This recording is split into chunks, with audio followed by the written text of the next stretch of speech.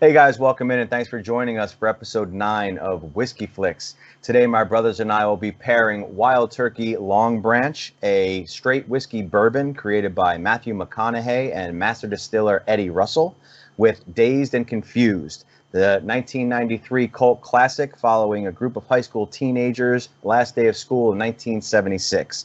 So sit back, relax, and enjoy. Cheers. I wish I could do that at work. I wish someone would start talking to me. I'd just be like, "Nice to see you," and just go walk away. We don't have to do this. We don't need to have this conversation. How was your weekend? Good. Mine was fine. Nice to see you. Do we assume he had 2 cases of plutonium, or did he go back and pick that one up and bring it to the? Great question. I assume those wacky wabbits. Yeah. Shittiest walk home ever? That's got to be one of them. Yeah. You just got your ass kicked, embarrassed, and school starts tomorrow in a place you've never been before. All right, guys. Drinks in hand. Cheers. Taylor, we'll throw it to you for the review of Wild Turkey Longbranch. Awesome. So Wild Turkey Longbranch, initially I was not a huge fan. It's just very hot. I thought it didn't deliver a lot of notes, but now that I've drank it a couple of times, it's got really nice sweetness. I think a little bit too much sweetness was probably my big critique with it when I initially had it. I just thought it was way too sweet. And again, for the price I paid for it, which was $40, I just thought it was a little rich for what I was getting out of the bourbon, which was kind of one note, just a lot of sweetness. When I tasted it, I was like, yeah, this is a bourbon, but not that complex. The mesquite wood, I do kind of get like that sort of barbecue chip flavor in there. So that definitely comes through. I like the charred oak on it. Overall, I think this is a decent bourbon, but I wouldn't go much more than saying this is a decent bourbon. I thought this was all right. Excellent. Me too. I think for us, this is probably the best movie and bourbon pairing we've done since we've started so far. Everything, they both kind of grew on me. Initially, like you said, Taylor, when I tasted this, I was like, oh, I did not expect that at all. I wanted it to be so much better. Maybe it was just out of the bottle a little tight. So after leaving it in the glass for a minute and kind of letting it open up and trying it a couple more times, I did get a lot more. It does have a really cool texture to it. Like, it is very creamy, like a really smooth mouthfeel once you get into it, kind of buttery, which is pretty cool. Like, coats the top of your mouth, gets it smooth. It is hot for sure. There's a heat finish to it. Sweetness, Taylor, I think you're spot on. It is really sweet. Now that you say that, overly sweet. But a little bit of vanilla on the nose. The mesquite and the charcoal, that obviously comes through. There is a ton of smoke on this, for sure. For the price, like you said, maybe not a $40 bourbon, maybe more of a $30. But it was pretty good. It grew on me. It's a good bourbon. It's decent. I think it's more you're paying for the signatures on the bottle. Sure. You know? But yeah. It's worth drinking for sure.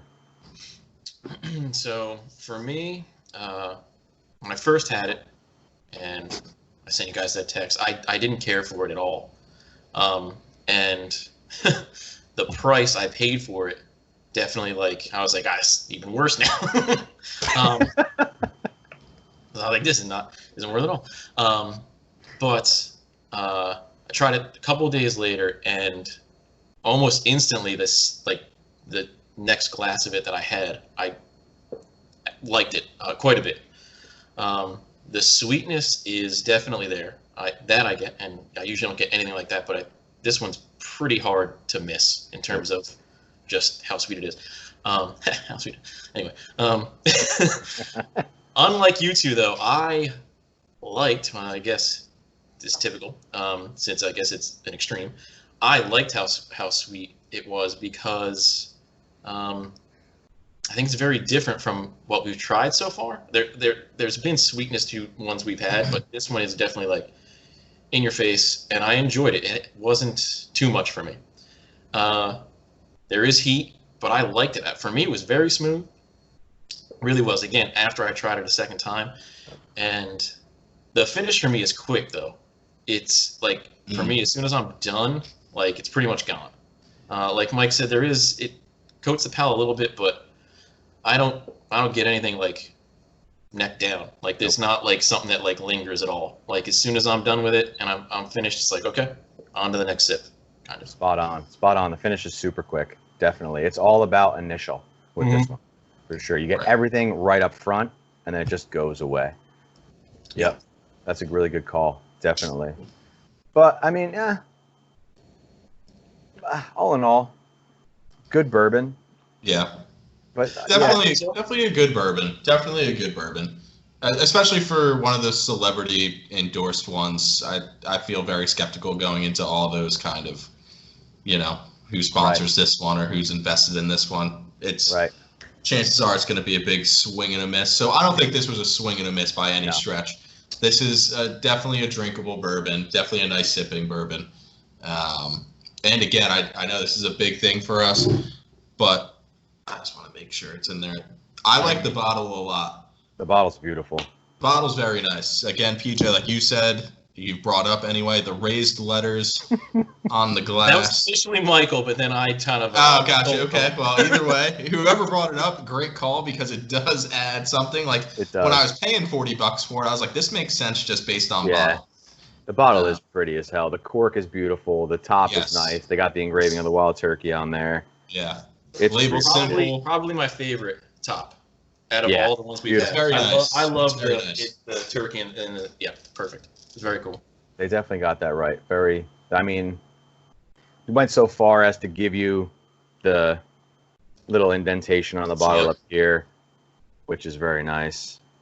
Yeah, I like the label as well. I like the black lettering with with the gold or copperish outline, whatever you want to describe that as. I think it's nice. It's simple, but then you have the raised lettering underneath, which obviously is always cool. If I'm giving their creative director Matthew McCognaughey any credit, it's going to be for the bottle, because I'm sure he had something to do with that for sure. Of course. Other than that, I'm pretty sure he stayed out of it. Yeah, I'm pretty sure he stayed out of it, but I'm sure he was like, I'll do the bottle. I'm sure he was also there for the tastings. Oh, I yeah. can see him being on board for the tastings. Yeah, absolutely. All right, guys, let's get into a review. Taylor, take it over. So I think just going back to a lot of the points that I brought up about this bourbon, the price point, the taste, and now that I'm thinking about Woodford kind of being in that same sort of vein as this bourbon, I'm going to give this a strong 2. Just a little too sweet for me. For $40, just not as complex as I would like it. Give it a strong 2 as opposed to a firm 2 for McCognaughey's signature on the bottle. No, just kidding. This is a solid whiskey. I would order this if I saw it at a bar. Don't know if it's something I would keep in the house. But again, to have a glass of, I could definitely get on board for that. So I think a strong 2 is fair. Not my favorite, definitely not my least favorite. So that's where I'm at with it. Awesome. For me, initially I was right where you were. I was at a 2 when I first tried it. I was like, "Ooh, this is not what I expected at all." But having tried it and let it sit for a little bit and open up a little bit and try it again, I'm going to push it to a 3. I think the price point isn't where it should be. I think you're right on that for sure. There is a lot of sweetness, but I do think it has a lot of character if you can get into it. I think if you can break it down and take the time to drink it and understand it a little bit, I think it does have a lot going on. It's just hidden by a heavy hand on the sweetness. So a 3 is where I'm gonna sit with that one. That's fair. And for me, I'm right with both of you. I was at a strong 2, soft 3. The price point is why I lean to the strong 2, but I enjoyed the sweetness, so I'll give it a soft 3. I wish it was a little cheaper. If it was, it'd probably just be a 3. But given the price where it's at, I say soft 3 for me. Shout out to the Junk Foodies Pod for recommending us trying Wild Turkey Longbranch Whiskey, brought to you by Matthew McCognauhey. I'm going to read your thoughts. All right. Initial thought on Dazed and Confused. I'm going to go first on this one. I'm going to give you my initial thought on this one. I'm excited. So I have never seen this movie before, as we've talked about before. So crazy. First time watching it, when it finished, my initial thought was, oh shit. I was like, oh no, did I just not like this movie? Because I told everybody that we were doing this, that I talked to about what we do, and they'd all said, oh, amazing, so good, you're going to love it, so funny. So I went in and I turned it on. You guys have always talked about it, and it's awesome, love it. I turned it on, I watched it, and it ended, and I was like, what the fuck just happened? I have what am I going to do? I don't know what to do right now. You're out. I was terrified. Like, the credits came up, and I was like, oh shit. What, wait, that's it? It's over? Is there a gag reel? Am I missing something? So that was my initial thought. All right. I'll start by saying I've been so excited to talk about this one. I think I have a good amount of notes here, and then just stuff I'm going to get off the top of my head. This movie for me was quintessential, like starting to go out in high school. I used to love watching this movie. It just like it kind of sums up high school with parties getting canceled, trying to figure out what the heck you're going to do for the night. Ending up in the woods. Exactly. Always in the woods. Always in the woods. It's just such a fun movie to watch. It's, for me now, is number one, if I catch it at any point, I'm going to watch it all the way through on TV or whatever. But also, if I'm hanging out and drinking a little bit and I want to watch a movie, this is definitely at the top of my list for drinking movies to watch, for sure. So I'm right in line with Taylor.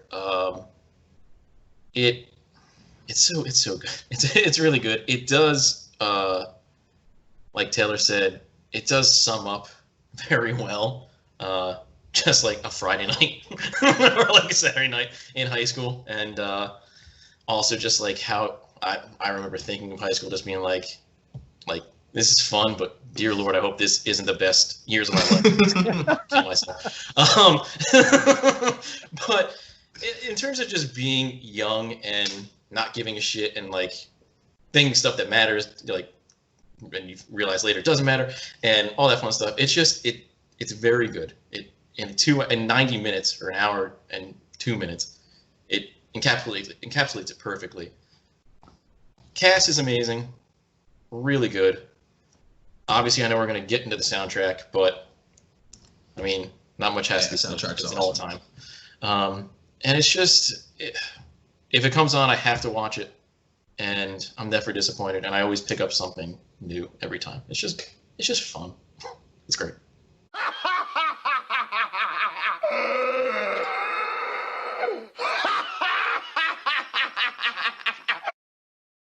Let's get into the funnies. Every time I hear the intro to Sweet Emotion, I think of that opening scene with the Pontiac GTO, then pulling up to high school. And now you guys may ask, how often do you hear Sweet Emotion? The answer to that question is every single day, because we listen to the same 50 songs at the store, so I hear that song every single day. And whenever it comes on, it is like one of the better moments of my day where I think of that scene. I'm just like, man, I should watch Dazed and Confused, because I love that intro scene. It's so cool. I obviously the slow-mo with the car pulling into the parking lot. That car is ridiculous. Oh man. All the cars in this movie. All the cars are ridiculous. That's a good call. But yeah, Sweet Emotion's such an appropriate song to have playing when they pull in, and then it just sets the story, and every time I hear it and see that scene, I'm instantly locked into the movie. Like Taylor said, and this is what I've heard from a lot of people who love this movie, who have seen it a million times. If you hear a song, you can recall the exact point of the movie because of that song. The music is just, I mean, like you said, you can match a scene with the song. You can hear the song, you know the scene. Like, so, I mean. Do you guys feel like you had brought it up, if these are the best years of my life, shoot me or kill me. Do you think that we were in our times the same? That when I said that in 90, I graduated in 93, so 92. If I had said that in 92, was I correct? Because they were dead wrong. Like, obviously the 70s were friggin' amazing. Yeah, sure. Right? The music was sick. The cars were beautiful. Like, it was just you're smoking weed and hanging out coming off the 60s. It still has that kind of, that vibe to it. Like, it was obviously, like, did we have that in our generations? Are we missing what we had? Like, I don't know, 93, Pearl Jam came out my senior year. So that started, the grunge thing started. So I guess I had that going. But do you feel like your generations had it? I'll try to answer this. I think everyone, maybe not everyone, but most people in high school or whenever you're young, whatever years those are, you always think it's shit. Right. Like, it's always the lamest generation or the lamest 4 years or this and that.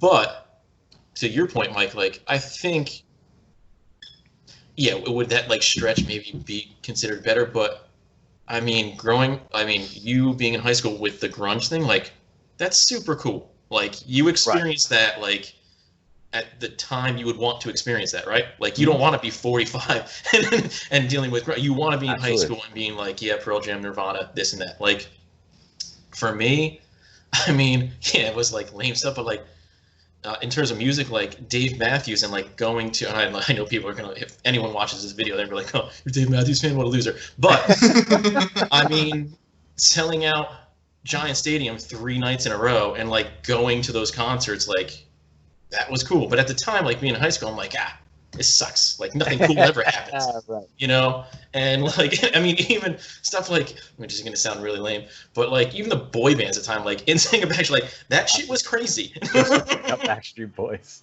And, like, at the time, you're like, this is lame. But looking back, you're like, it was cooler than you think of it. And for Taylor, I don't know if you agree or, I think when you look back. Right. You appreciate. I guess that's anything, the better frame of my question. I guess the better frame of my question would be, do you think that there's somebody in your class, your generation, that would make a film about your generation looking back where you'd be like, oh shit, that was pretty friggin' amazing? Like, if somebody looks back on that movie, and Dazed and Confused, you're like, God damn, that was a time. So definitely no for my generation. At least I would hope not. It's gonna be a bunch of kids with like jewel pods, and it's not gonna be an enjoyable movie. I think though, when you're in high school, like you said, PJ, it's always grass is always greener, right? To be like, it would have been so much cooler if we were in high school during this time. When I think every single high school kid probably has the same thought, where it's like, the 90s suck. Or the 80s suck, right? You know, like it seems like that's the thing. Like when Cynthia said that, it was hilarious. Like the 70s obviously suck. Maybe the 80s would be better. Yeah. Yeah. The 80s were not better. The 80s were not better. But that seems like, I think that's just like a young person thing. But I think you can always look back and you'll have like that was cool. That was, that was something unique that happened. But no, compared to, I think, the 70s, like, looking at that whole movie, there probably wasn't a more fun time to be in high school than in the 70s. It seemed like it was pretty awesome. I would pretty lawless, and that was Texas. Have to agree with that. Yeah, I would have to agree with that. And I thought, didn't the 70s get hamstrung with the disco era? Right, it definitely did. That was mid to late, right? Mid to late 70s. That was like going into the 80s, yeah? Yes. Yeah, I think so. Yeah. So 76 is right on the precipice. They were like right there. Mm-hmm. Right? So the early 70s must have been insane. But yeah, watching, God. No. Finish. I cut you No, I off. was just gonna say, watching that movie, just go back to it, like, Amy and I watched it again last night, and the one thing we kept talking about was just like the car, like all the cars were so amazing. Like that truck that kid drove to the middle school to get the nervous. That truck was sick, and that was probably the worst car in the movie. Yeah, those things are so good. Like that blue Ford Ranger that all the coaches were hanging out by. Mm-hmm. That thing is disgusting, or a Bronco, whatever it was. It's so good. No, there were some really cool cars. So what I was going to say is, but is a movie like this, we're watching the movie not having lived during that time, obviously. So is someone who lived through it, does it have the same impact on them? Because do they see it more as like a movie or as like a fictional thing? Because they were like, well, when I was in high school in the 70s, it wasn't like that. Like I didn't have a car. I walked to school, or or whatever. So like, I think when you don't live in and again, that could not be the case. Anyone who was in high school in the 70s might look at this movie like, spot on. I wish I was back in the 70s. But I might look at like a movie early 90s where you lived through it, Mike, and be like, that's cool. Right. And you might look back and be like, high school sucked. Right. I think that's why this movie I wanted to kill myself because I listen to Pearl Jam all the time. And, but like it can be like idealized. Sure. For people who weren't in it. So I don't know if that's the case here. I don't necessarily think so, but I think that might have something to do with it, where not knowing what it was really like, you just be like, that's great. But living it in I'm sure there are people in Texas in high school and they're like, I never did that. That's bullshit. And sucks. Yeah, my car was crap and I never got laid at all. I'm spamming 0 stars. I think that's why this movie's so awesome, is because it just glorifies like the high school night out, right? Like I don't think anyone. I mean, I'm sure we've all had great nights out in high school. I mean, everybody has at least like a couple, right? To look back on that you remember. But like I don't remember good nights, by the way. True. There were a lot of them.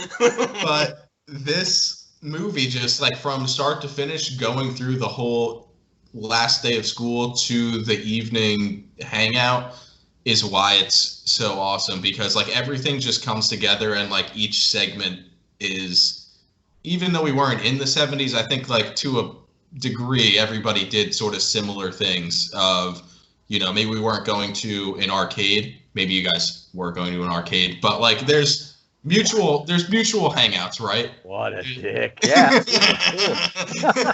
What's an arcade? I don't know. No,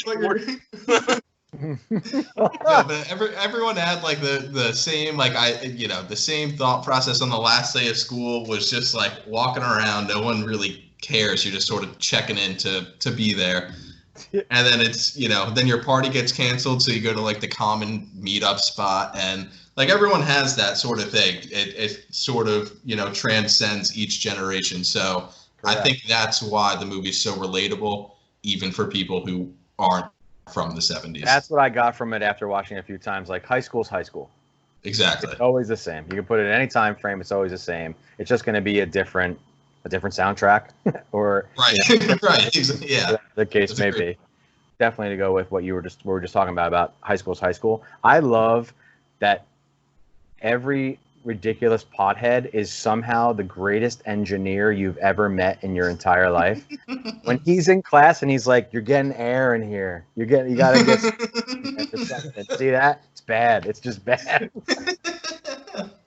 He's thinking on that next level. I love that. That's every person that did pot in high school that I ever knew was always like the most intelligent person when it came to like building shit. Like, yeah, no problem. A banana, sure. Just poke a hole in the top, put a little piece of wood in the bottom. You'll be fine. Pot for days. I was like, all right. So that's another thing I love about this movie, which I made a note about, is like Slater, Benny.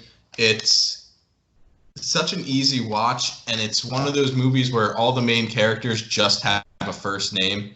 None of them have a last name. It's just like easy, and it's so quotable. And Slater's definitely, like you just brought up with the woodshop class. he just has so many quotable lines. Like I love like when you first get introduced to him.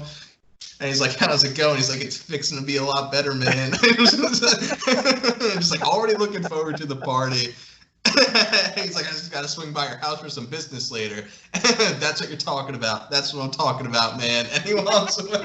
I like when it takes like 5 seconds to decide he's going to go to the party. What time is it? 9:30. 9:30. I'll be there, man. Where else are you going? So good. Oh, what I was going to say, backing up, Taylor, to when you were talking about high school and stuff, was this, was your high school class that cohesive? Like, this group of friends were so many different, it was very cliquey when I went to high school. It was very much jocks, stoners, skaters, that whole thing. Mm-hmm.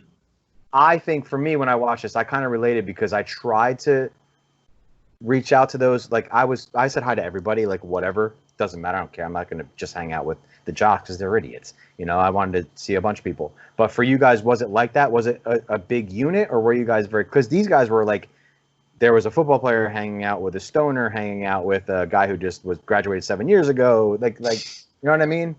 Was it like for you, or no? There was a larger group that encompassed everyone. So most of, I guess, my friends all played sports of some sort, either soccer team, football team. So we all came together. But then there were the group that smoked pot, the only group that drank. But like whenever we were doing something, it was always just like everyone came together and did something. A collective? That's wild. Yes, yeah. We intermingled more, and I was always in between. Like, yeah. I kind of moved between like I think we're all the same here. My football friends, and then I would move my football friends to my soccer friends, and like we like obviously football because we were playing football together. So obviously what are we doing tonight, and go from there. But then like when it wasn't football season, I would kind of move to the other, so go back and forth. But it was always, what are we all doing? And everyone it'd be someone else's house, or the house would fall through and we end up in the woods, but everyone was always there. Yeah, no, I definitely had a more cohesive group. It was kind of everyone was just trying to do something. I think we can all relate with Hackettstown not having a ton of stuff to do. So I think everyone was kind of on board with, like, if we can find something to do, I'll hang out with pretty much anyone. Awesome. That's cool. Yeah, I didn't go. I only went to 2 parties my entire high school career, because I didn't drink until after high school. So I went to a couple. I know, right? Such a loser. Looking back, such a wasted time. What did you do? No, all I did was play soccer. I obviously didn't study, so I was sober, stupid, and just played soccer. That was my whole thing. But I went to, and I remember the party being very much who I thought would be there. It was that cliquey in my time. It was very much the jocks were the popular kids, and they were all there. Like, I didn't see the kid who I talked to in math class. You know what I mean? Like, I didn't see the kid I saw in the hallway that I said hello to. So we were very much, in my opinion, or how I saw it, very separated. It wasn't cohesive. So watching that, I was like, that's weird that they would all, like, that's the first thing I thought. I was like, these guys all get along? That's so strange. You know what I mean? For me, it was very odd. I just want to know how you guys thought about it. So that's pretty wild. PJ, you brought this up in initial thoughts. You said the cast was amazing, and you're absolutely correct. The cast is amazing. For me, they were just too young and too early on in their careers. Knowing what we know now about the people that are in that movie, I was watching and I was like, oh man, they're going to be so much better in like 10 years. You know, I was like, that sucks. Ben Affleck was the only person who I was like, that dude never changed. He was like the same guy. When the kid goes and picks up the thing off the lawn, it's like, what are you doing? Picking up garbage? Picking up trash? Yeah. I had that. He's exactly the same guy. A little over the top with his aggravation and aggression, but still like the same kind of tone and the same delivery. His entire career, he never changed. No, we gotta take your truck. My car's low. Yeah, my car's low. And then he's upset that he gets no response. He's like, "Is that okay? Are you gonna say anything? Are we gonna have to cut and do this again? What are you doing?" I like when he initially pulls up and like you hear O'Banion flunked, and it's like, yeah, what a dumb shit. What a dumb shit. What a dumb shit. Dumb shit is a very funny insult, even today. Dumb shit's great. Like when he catches the kids at the house, and the mom pulls the shotgun. That like, it's the same thing we talked about a couple of these episodes ago when he went and said the hello thing. Like he's like, oh, I'm sorry, I was just escorting your son. Like it's all the same. He's done the same. That's really good. His whole career, he's never changed. Ben Affleck nails it. He's so good.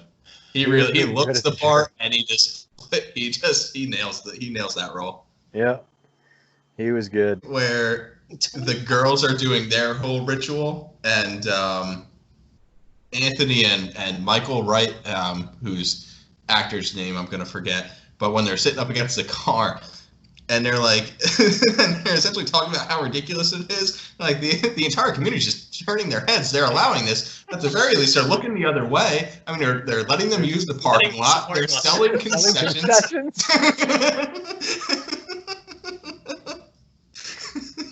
They're selling concessions is hilarious. That is so funny. It's right up there. Another great line he delivers is where he compares the note that the football players have to sign to neo-McCarthyism. And then Tony's in the back. He's like, neo-McCarthyism, I like that. He's like, yeah, good for you, Tony.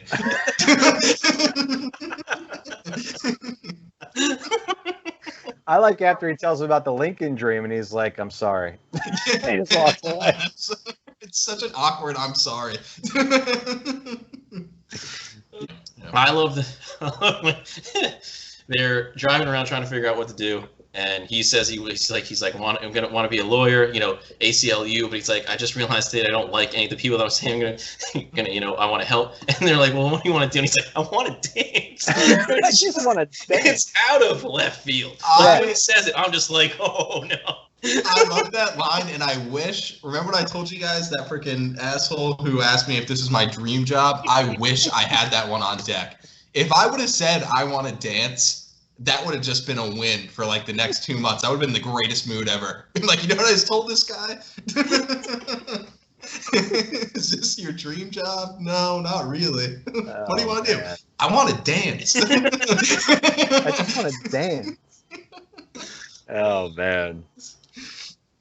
That's funny as hell. Yeah, that was a good one. I love that line. That chase scene when the kids are coming out of school and they have the truck that I love, they like pull up to the side of the kid's brother's car. Yep. And they find out it's them. That chase scene's insane. It is. It's a good one. First, like a 14-year-old. No, that kid's just peeling out, driving like 60 miles an hour down side streets in a residential community.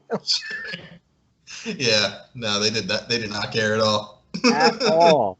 I love that line too from Ben Affleck. Ducks on the pond. Oh, so good, so good.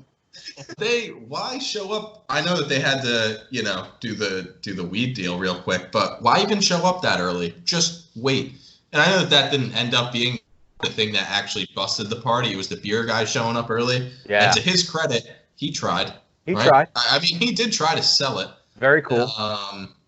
That was very cool of him. Yeah. I think that the kids played it off pretty well, though. They flirted with the mom a bit just to throw her off guard.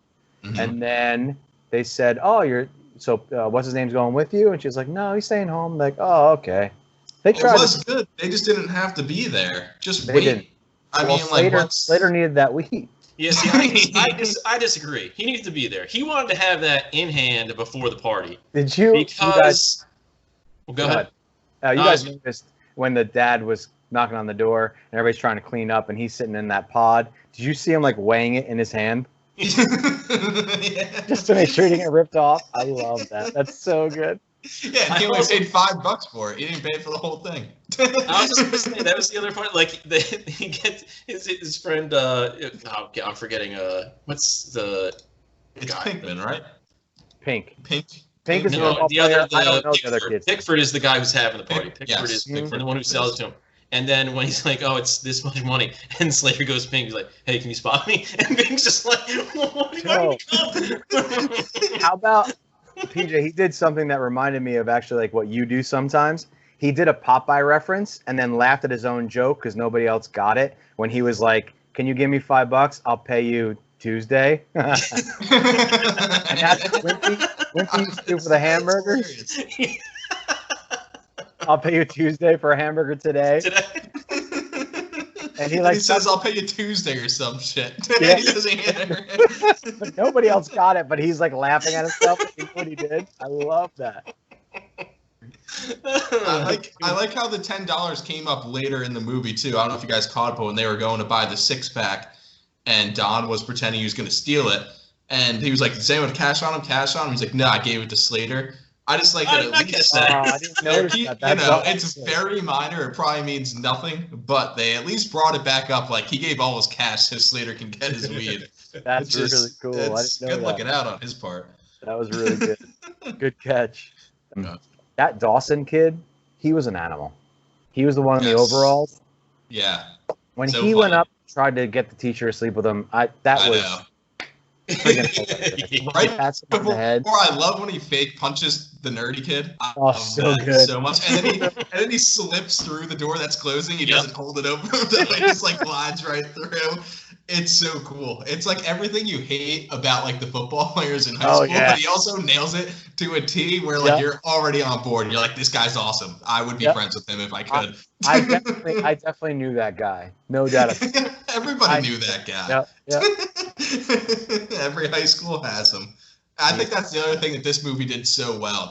They like each of their characters was almost like everyone knew someone like that person in high school. Definitely. They crush it. That's the whole thing. Like high school's high school, right? It all there's always that person. They're just dressed differently and whatever. But it's all the same people. We all do the same things. It was so funny. Who do you got? When he goes, "What do you got going on in here? Let me check it out." He's like trying to get that girl to come out. He's like trying to get the one chick out. Let's go get naked right now. It's the middle of the day. It's not even lunch. It's 10:30. You should relax, buddy. And then as they're leaving the class, and she's like, "Just remember that when you're celebrating the bicentennial, that it's based on a bunch of white guys didn't want to pay their taxes." And Pink runs out, like, "Yeah," he's just like totally okay with it. He's like, "Whatever, it's the last day of school."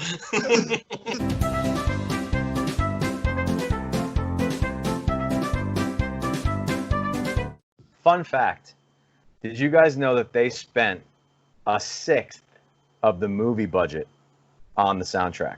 That's $1.15 million on a $6.9 million budget for the soundtrack. They spent $25,000 to get Sweet Emotion to play in the beginning of that song. They spent another $18,000 or $20,000 for the Hurricane song when he walks in the Emporium.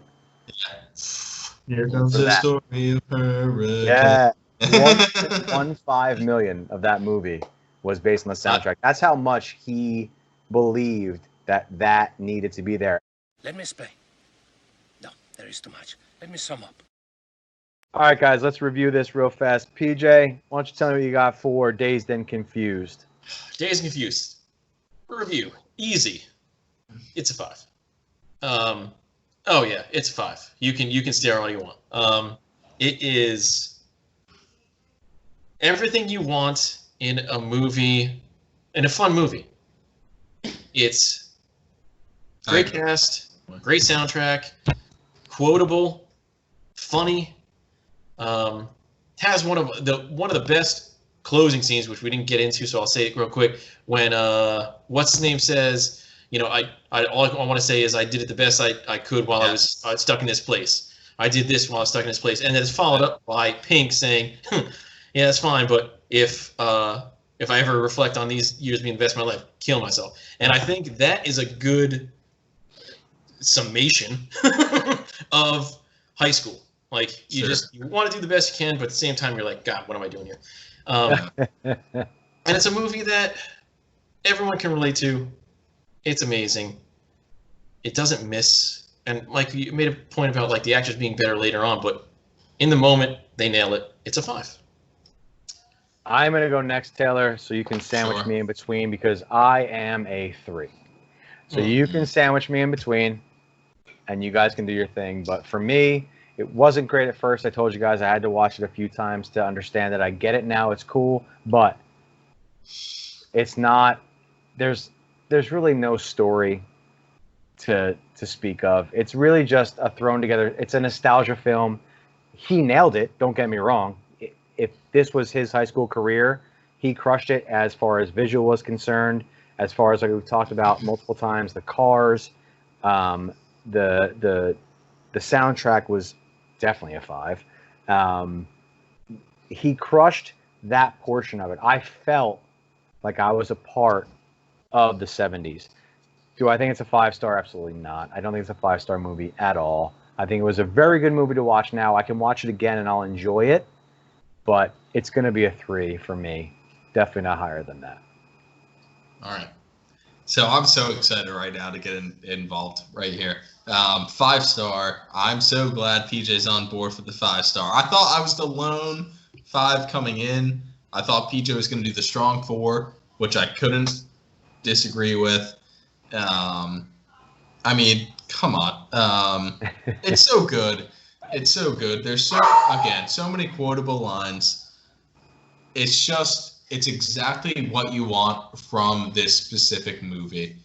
And I think you shouldn't look any deeper into it than that. It's so much fun. It's a night out in high school when you're not in high school anymore, right? I mean, I'm at 25 right now. There's no more nights out in high school happening. So this is the easy look back. It's great. I can't disagree. The cast is awesome.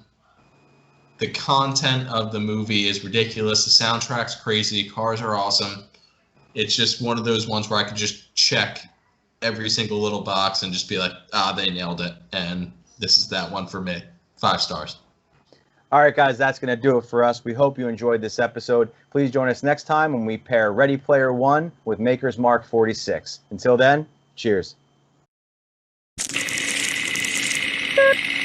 beep, beep.